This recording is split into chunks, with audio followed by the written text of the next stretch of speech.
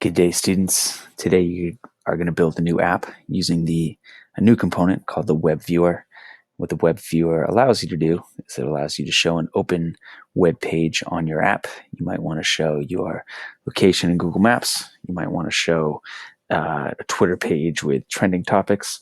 And today we're going to build an app that's going to allow you to navigate to the NBA.com page for your favorite NBA players. So let's get started. The first thing we want to do before we add any components here is we actually want to align our screen a little differently. So everything in App Inventor usually starts off on the left side of the screen. Whatever you add, whatever components, we want to make sure that everything is centered. So everything that we're going to put in is now going to be set up in the center. First thing we want is the horizontal arrangement. We're going to bring this in. We're going to change the width to 75%. We'll cover a lot of the screen, but not all of it. We need to start bringing in our buttons. So we'll bring in our first button here. First thing we want to do is get rid of this text. We don't want it on there. We want to set the image to LeBron. There he is. And we want to rename this button so it's easier to find when we're doing our coding. Just call it the LeBron button. All right, we need another button. I'm going to pop it in here. I'm going to take off the text. I'm going to set the image to Steph Curry. And we want to rename this button the Steph button. Okay, so we've got a big part of our user interface set up there. Last thing we're going to need is the web viewer. It's a new component. We're going to drag it out here. And now when we tell the web viewer where to navigate, that web page will show up in here.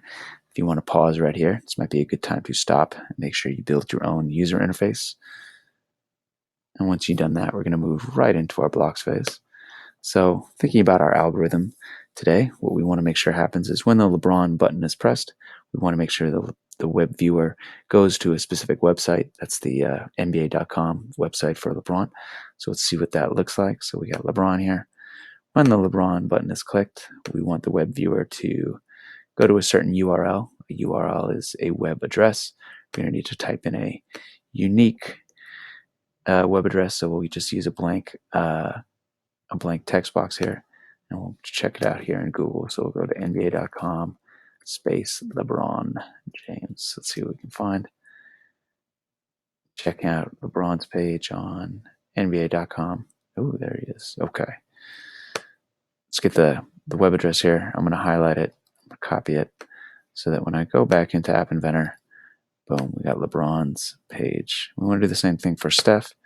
So when the Steph button is clicked, we want to use the web app, rather the web viewer component. We want to make sure that we set a unique URL.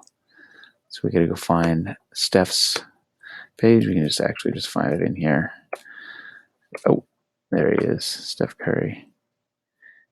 Okay, we're gonna highlight it, copy it, back in App Inventor, add it here, and voila, we have our web viewer app. So have fun building it. Lots of cool customizations you can do. Thanks for watching.